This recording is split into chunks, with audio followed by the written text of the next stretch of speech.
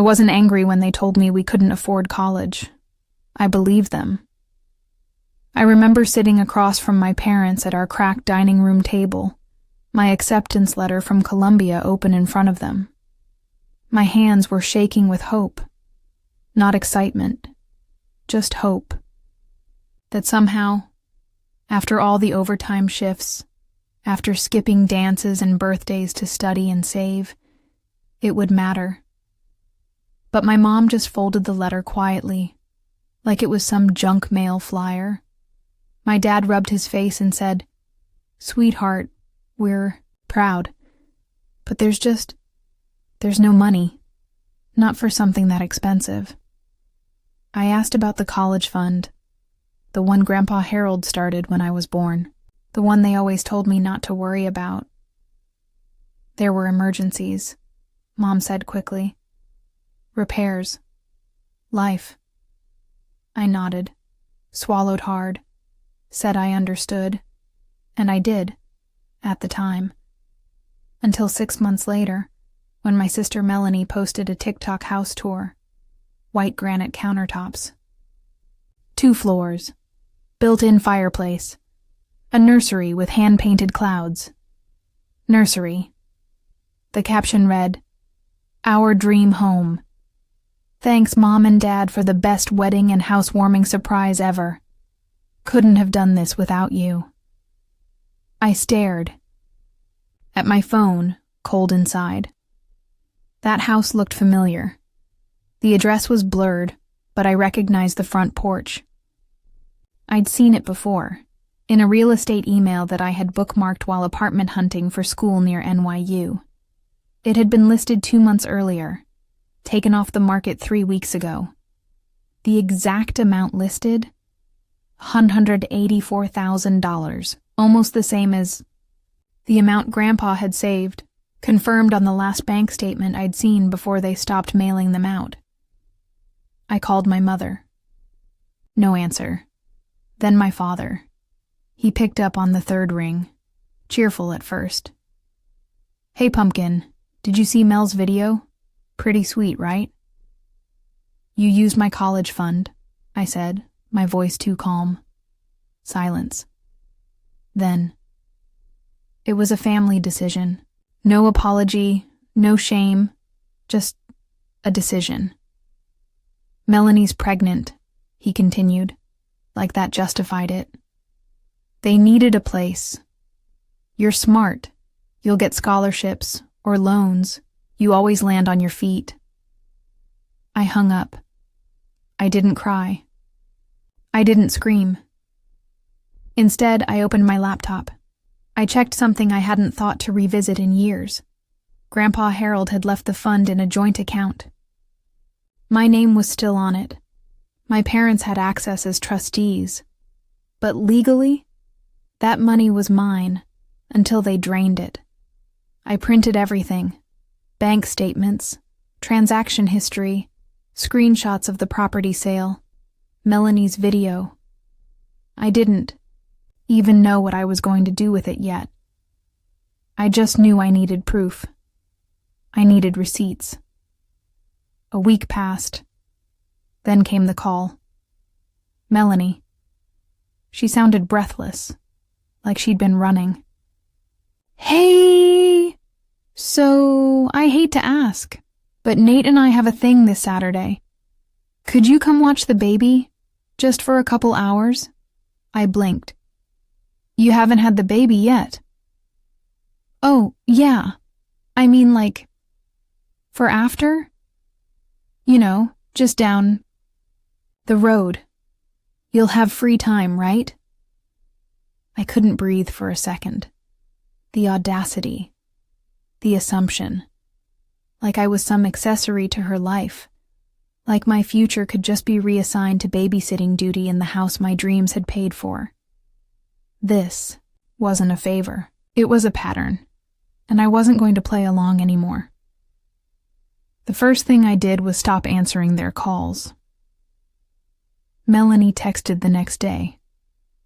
"Hey sis, can you pick up some baby wipes if you're coming over later?"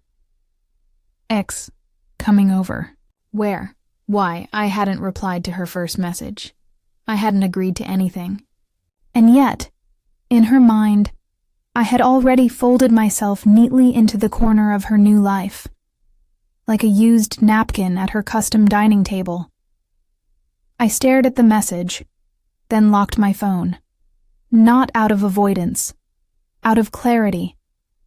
If they had taken everything behind my back, then I'd rebuild what they thought they destroyed. In silence. Not with screaming, not with confrontation, but with precision. That night, I called Grandma Janice, my mom's mom. We weren't particularly close. She lived out in Oregon with her second husband, off-grid for the most part. But she always liked me better than Melanie. Said I had that Harold grit. Grandpa Harold had been her ex, but the two of them had co-parented until he passed. We spoke for almost an hour. I told her everything, not in a whiny, dramatic way, just facts. The fund, the house, the lies, Melanie's texts. Grandma Janice didn't interrupt. At the end, she said, "So, they finally did it." Did what?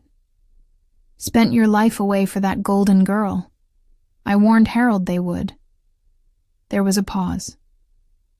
I thought I heard her sip something. Then, "You know he left a safety box, right?" My heart stopped. "A what?" "Your grandfather knew they'd try something. He made me promise not to tell you unless they did. Well, looks like it's time." She mailed me the key. It came in a tiny padded envelope with a handwritten note. "Unit 17C, Bank of Ashfield. You'll know what you're looking for." I went the next morning. My hands were damp as I stepped into the cold steel vaults beneath the old stone bank. The box was heavy. Inside, a flash drive, a typed letter, several notarized papers, and an envelope marked "For school only." KHI opened the letter first. Grandpa's handwriting filled the page. "If you're reading this, it means you didn't get what you were promised. I'm sorry. I wanted to believe the best in your parents. But I trusted you more. The enclosed materials are yours. Everything has been prearranged. You'll find a second account under your name only. I kept it separate. They never knew. Use it for your future, not theirs." I choked.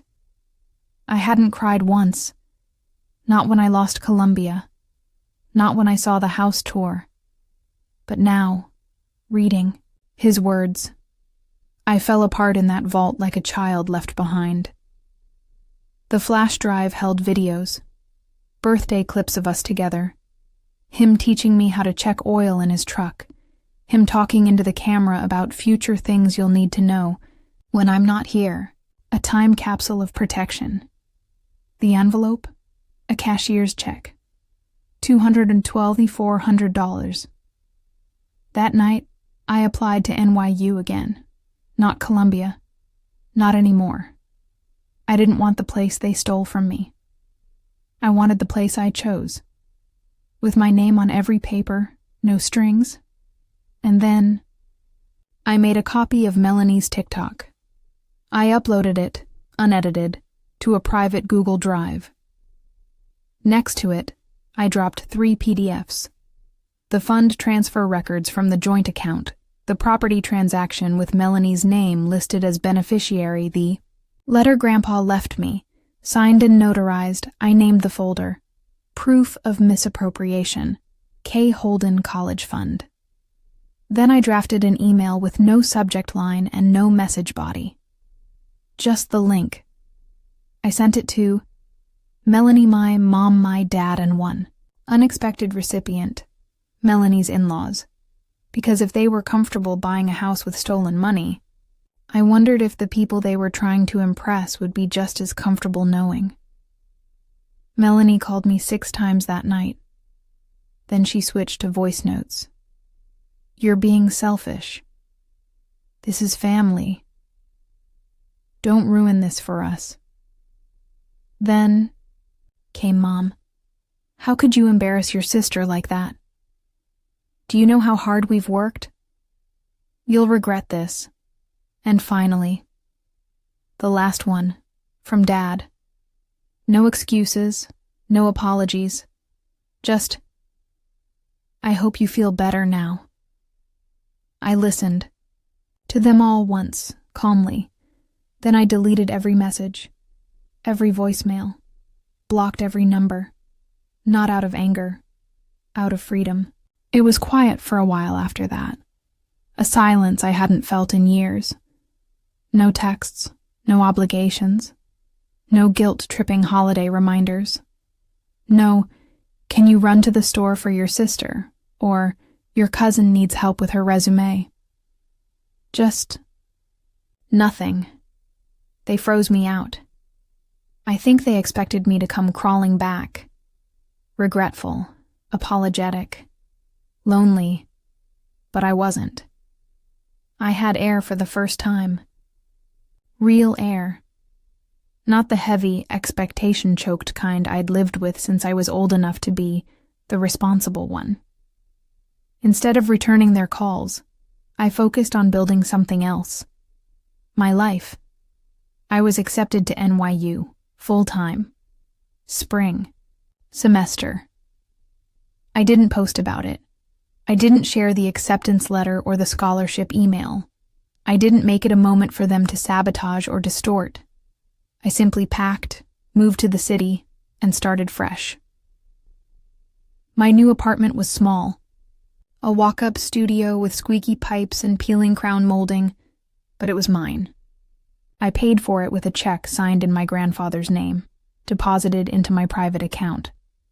I furnished it modestly, and painted one wall mustard yellow just because I could. I volunteered at a community law clinic part-time, where I met a paralegal named Noor. We bonded over microwave dinners, shared printer trauma, and stories of family nonsense. When I told her my story, the house, the fun, the receipts, she didn't look shocked, just focused. "I hope you kept everything," she said. I did. Good. Because what they did, that's not just shady. That's possibly criminal. We spent the next few weekends combing through documents. Noor helped me format everything into a tidy digital portfolio. Then she introduced me to her friend Serena, a newly licensed attorney who was hungry for her first real fight. "You don't need to sue them," Serena said, eyeing the files. "Not yet, anyway. But you can start something that'll make them sweat." She helped me file an official IRS whistleblower report. Turns out, the way my parents reassigned a large financial gift from an education trust fund, without my consent, and then used it as a down payment under someone else's name, all without reporting it correctly. That's a flag, a big one, especially when you have proof. Dates, transfers, screenshots, letters, grandfather's original bank terms. And so, we filed. Anonymously, of course. 2 months passed. Then, one afternoon in February, I got a text from an unknown number. It was a photo. A white envelope taped to a front door. Internal Revenue Service. Official notice enclosed. The text below it read, "Did you do this?" I stared at it. It was Melanie's house, my college fund house. I didn't reply. She followed up with, "If you're trying to destroy this family, congratulations, you win." Still, I didn't answer. Instead, I pulled up my email and read the message from NYU about orientation week. I had class in 3 days. My future wasn't some bargaining chip anymore. Let them spiral. Let them sit in their granite-countered kitchen and wonder how the walls suddenly started closing in. Let them ask how their golden girl ended up living in a house bought with stolen dreams, and now under federal audit. Let them feel what I'd felt for years, helpless, invisible, and expected. To smile through it, I made a cup of tea, jasmine, hot, no sugar. Then I opened my laptop, refreshed the job board, and smiled. I didn't hear anything for weeks. But that's how shame operates in people like them.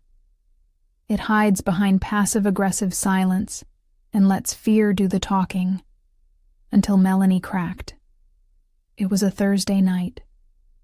I was walking home from my campus job, cold air biting at my cheeks, when my phone lit up with her name. I shouldn't have picked up, but I did. You know what you've done? Her voice was shrill, shaking. You ruined everything. I didn't say anything. Let the silence answer. They're auditing us, Kayla. Me and Nate had to pull our tax records. We got a letter saying there's a flag transfer from an educational trust not filed properly. I don't even know what that means, but Nate's furious. His parents are asking questions. We might lose the house. My house. No, I said, calm, firm. My house, my fund, my future. You can't seriously be okay with this, she hissed. With turning on your own blood like this? I stopped walking. Blood? I repeated. The same blood that siphoned off my future behind my back? The same blood that watched me work 2 jobs while they shopped for backsplash tiles and nursery cribs? She scoffed. This wasn't about you. It was about what the family needed. No, I said quietly. It was about what you wanted, and what they let you take. She kept going, pleading, then blaming, accusing me of acting like a martyr, of being ungrateful, of weaponizing Grandpa's death. But I wasn't even angry anymore. Just stunned at how easily she still believed she deserved it, like she was entitled to my sacrifices. Eventually, I hung up. She didn't call back. A week later, I got a call from my parents. Blocked number. I answered. It was my mother this time. I didn't raise you to be like this, she said. Her voice was cold, controlled. The same voice she used when she got pulled over once and still talked her way out of a ticket. I'm not the one who changed, I said. You went behind your sister's back, behind our backs. You emptied my future and handed it to someone else like it was a party favor. You're bitter. No, I said, and for once, I meant it. I'm free. That weekend, I mailed a letter. Handwritten. No drama. Just truth. I addressed it to my grandfather's old lawyer, Mr. Clarence Bell. In the envelope, I included the following. A certified letter of thanks for managing the secondary account, a copy of the receipts I used to pay my tuition, and a formal request to update the inheritance clause Grandpa had drawn up, because I wasn't just done with them emotionally, I was done legally. Any residual assets that had once been evenly divided between me and Melanie, that would be revisited. And I had the paper trail now, a compelling one. In my apartment, I pinned up a photo of Grandpa Harold, one from my 14th birthday. He's holding up a cupcake with a wonky candle and laughing. Pure joy. No pretenses. Under it, I taped a note. I'm building what you saved me from. NYU classes started strong.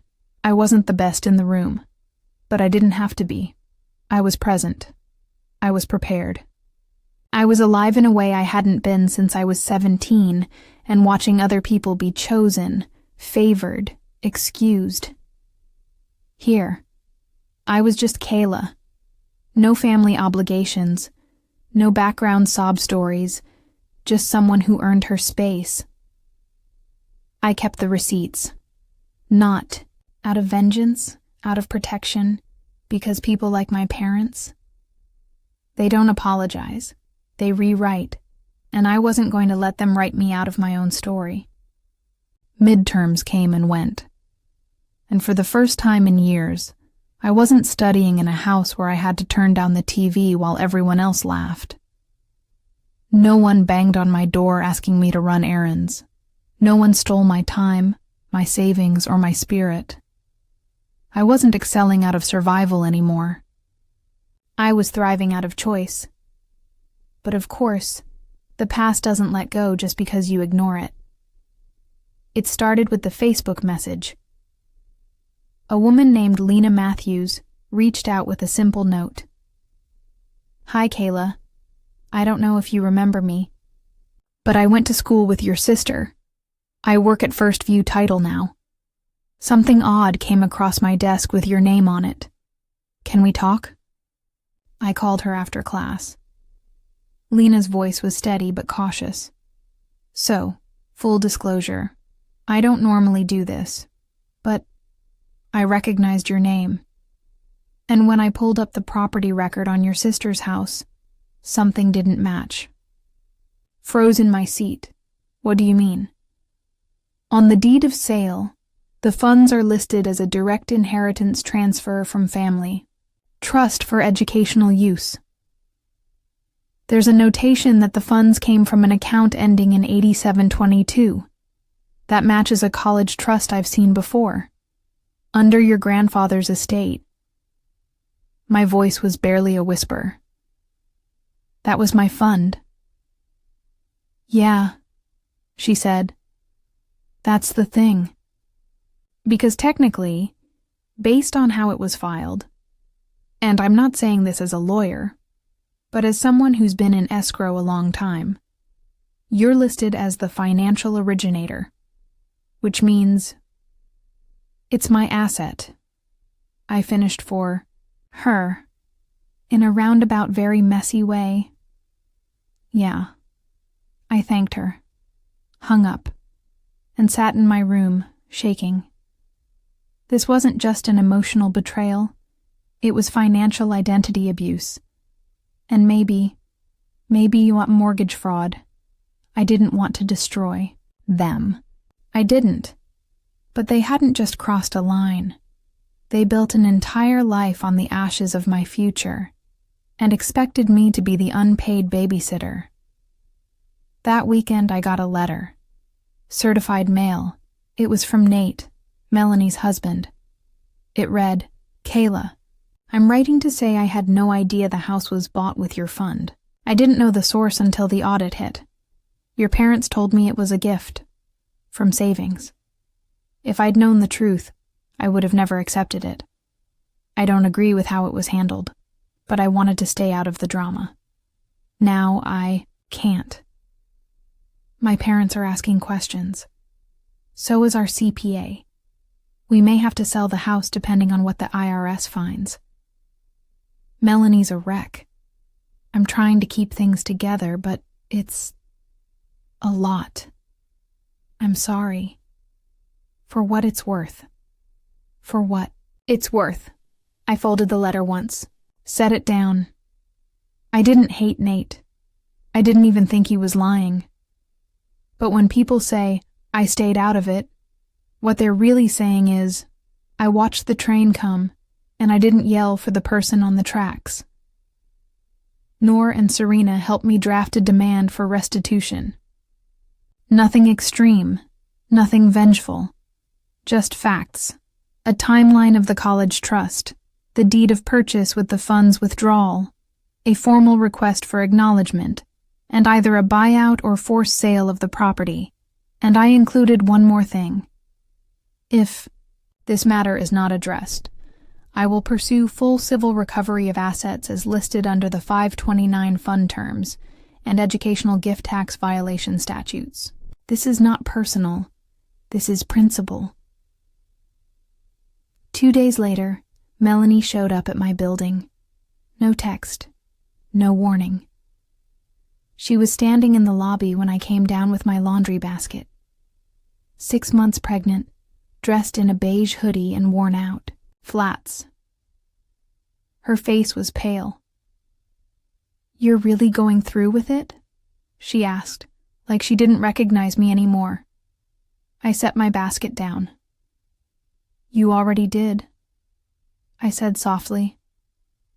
"I'm your sister," she whispered. "No," I said. "You're a woman who cashed out my dreams and dared to call it family." She didn't argue, just stared, like she was realizing for the first time that I'd grown into someone who didn't beg for a seat at her table. I picked up my laundry, walked away, and for the first time, I didn't look back. Spring warmed the city, and something inside me thawed with it. Not forgiveness. Not quite. But focus. Melanie hadn't tried to contact me again. Neither had our parents. And yet, through whispers, mutual friends, second-hand posts, indirect rants disguised as vague booking, I knew what was happening. The house was up for sale. Apparently, Nate's parents threatened to pull financial support from his business unless they cleaned up the mess, and the IRS wasn't letting it go quietly. There were questions. Documents requested. A quiet panic behind closed blinds.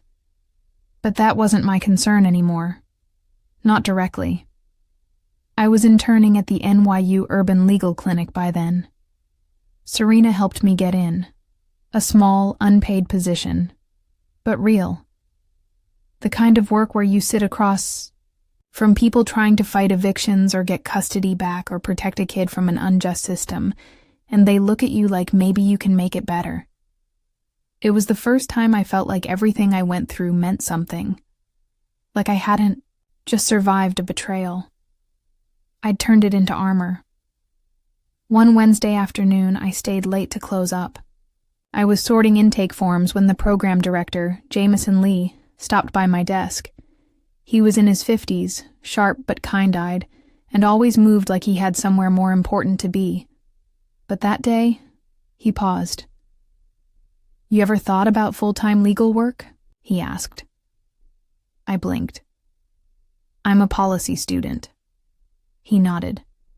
"Sure. But the way you handled the Grayman tenant case? That's legal mind stuff. You've got it." I smiled, not knowing what to say. Then he handed me a folder. "I know it's early, but we're sponsoring a new paid summer fellowship. I'd like to nominate you." I walked home floating, not from pride, but from validation. Like all the things I was told were too much, too driven, or too selfish, were actually the very things that built me. That night, I stopped by a local bodega and bought a yellow carnation. Grandpa Harold's favorite. I kept it in a chipped mug by my window, because every time I thought I was done rebuilding, the foundation grew sturdier. Weeks later, I got a plain manila envelope in the mail. Return address: Holden Family Legal Estate, Bell and Walker. PCI opened it slowly. Inside was a revised copy of Grandpa Harold's final estate amendment, updated with new signatures and a sealed letter from Mr. Bell. There was also a note paperclip to the top. "Per your request, all residual assets, annuities and trusts intended for Kayla and Melanie Holden have been reassigned solely to Kayla Holden under Clause 12.b of Protective Misappropriation Precedent." Filed and certified, March 7th. I held the paper for a long time. No smile. No tears. Just relief. Not because I wanted to punish them, but because I was no longer their safety net. No longer the backup plan or invisible account they could borrow from. They used to say I was so mature for my age. What they meant was, "You don't fight back." Well, now I did. Quietly. Legally. completely. Final exams loomed. My fridge was a patchwork of grocery receipts and sticky notes. My desk was a mess of highlighted cases and bent note cards. I was broke most days, but the kind of broke that still felt like freedom. I applied for the fellowship. Got it. Started drafting a side project, a research proposal on financial abuse between adult children and guardians. Serena offered to mentor me through publication. My professor called it raw, personal, and long overdue. That weekend, as I walked through the park with Noor and a cheap iced coffee, she asked casually, "You ever think you'll speak to them again?" I didn't answer right away. Instead, I said, "If I do, it won't be in their house. It won't be at their table." "Where then?" I smiled. "In a building with my name on the office door." Summer in Manhattan buzzed like a live wire. Cabs and steam vents, rooftop laughter, and the low hum of sleepless ambition.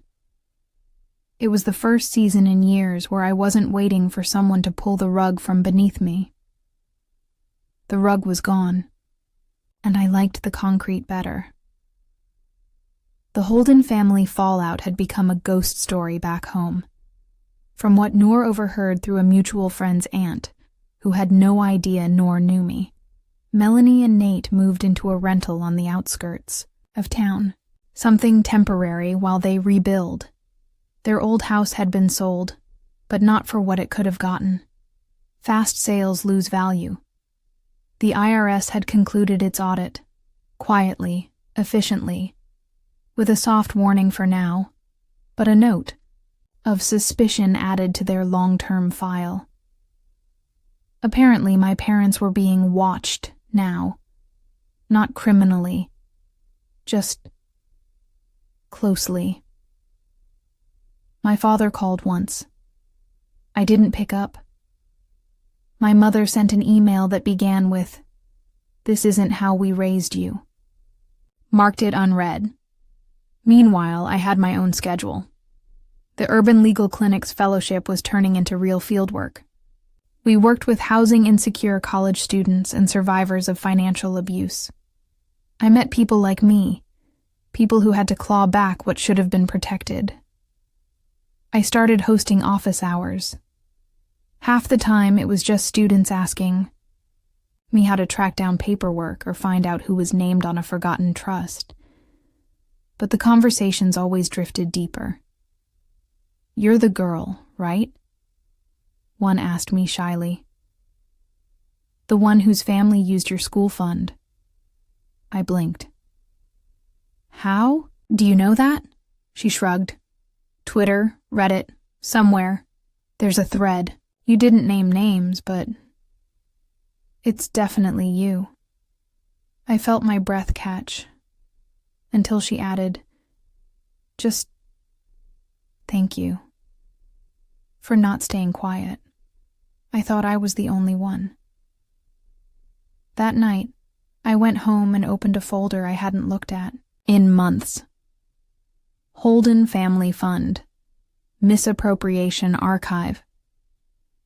I read through every screenshot, every PDF, every notarized letter, not with rage, but with clarity.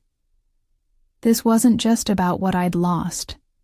It was about every time a good child was expected to carry the weight while the golden one soared. Every favor disguised as exploitation. Every future rerouted to protect someone else's mess. So I wrote something, a personal essay. Title: They used my college fund to buy my sister a house, then asked if I could babysit. I didn't name names, no addresses, no legal details, just the emotions, the silence, the gaslighting, the slow, methodical reclaiming of what was stolen. Serena helped me edit it. Noor made me add the line, "You thought I'd stay quiet because I was the good one." It was published on a mid-tier digital magazine. Not viral, not at first. But 3 weeks later, it caught fire. I watched as the comment section filled. This is exactly what happened to me. Why is the responsible sibling always punished? The part about the babysitting that broke me. She's not bitter. She's brave. More people need to talk about financial betrayal in families. Then came the email from a production company. Then a podcast request. Then a scholarship foundation for underrepresented adult students asked if I'd be willing to speak at their summer gala. No longer the forgotten name on a drained bank account. Now, I was being heard. At the gala, I stood in a powder blue dress with trembling hands and a prepared speech tucked into my phone notes. The ballroom wasn't huge, but every eye was on me. I told my story. I didn't cry. Not until I stepped off the stage and a woman in her 60s grabbed my hand, tears in her eyes, and whispered, "I lost my son to the same kind of betrayal. You gave him back to me tonight." Later that night, in the back of an Uber, I opened my phone and saw a new message from Melanie Holden. "You win. Happy?" I stared at it for a long time, then replied, "It was never about winning. It was about being done hiding your crimes with my silence. Enjoy the show." Fall rolled in with a sharp wind and a new kind of stillness. The kind you don't recognize at first because your body's so used to the hum of tension, of waiting for the next insult to be disguised as love, the next request to be guilt wrapped in, "But we're family." But there was no hum anymore. No noise, only progress. By then, the essay had made its rounds. The podcast episode aired, downloaded over 400,000 times. I received dozens of emails from strangers, adult children forced to take care of ungrateful siblings, kids whose inheritance vanished into someone else's addiction, women told they didn't need college because they'd just get married anyway. It was like I'd cracked something open in people, and they weren't going to close it again. In early November, I got a letter from Mr. Clarence Bell. Inside was a formal notice of estate completion. Grandpa Harold's secondary assets had been fully transferred into a long-term trust, under my name alone. It would mature at age 30, untouched unless I chose to use it earlier for education or a property purchase. There was also a personal letter, typed on his old stationery. "Your grandfather believed that love without boundaries is just indulgence. He hoped his planning would protect you, but in the end, it was your own strength that did. He'd be proud, not because you punished them, but because you never let them make you small." I cried then, the kind of cry that doesn't sting, just cleanses. Melanie gave birth around Christmas, a girl. I saw the announcement through someone else's feed. No tag, no call, and I felt nothing. No ache, no rage, just a distant kind of sadness, like watching a childhood photo curl in the corner from age. A sister who once slept in the bunk below me had turned into a stranger with a newborn in a rental home she couldn't afford without lies. They named the baby Hope. It felt like a joke, but also, somehow, like a mirror, because hope was something I finally had, and they were still trying to fake. The final step came quietly. A month later, I signed my first official offer letter. Policy Research Fellow, Urban Legal Systems. Advancement Grant. Full-time. Paid. Room for publication, speaking, and advocacy. I printed a copy and pinned it under the photo of Grandpa Harold. And then, I did something I hadn't done since I was 17. I took a walk through a real estate district, not to buy, to dream. because for the first time in my life, no one could take the floor out from under me. One Saturday morning, I stopped at a cafe and ordered tea. The barista spelled my name wrong on the cup, Kaylee, instead of Kayla. I laughed. Then I sat by the window, pulled out my laptop, and opened a new file. Title: Reclaiming What Was Mine, a policy proposal for preventing intrafamilial financial abuse.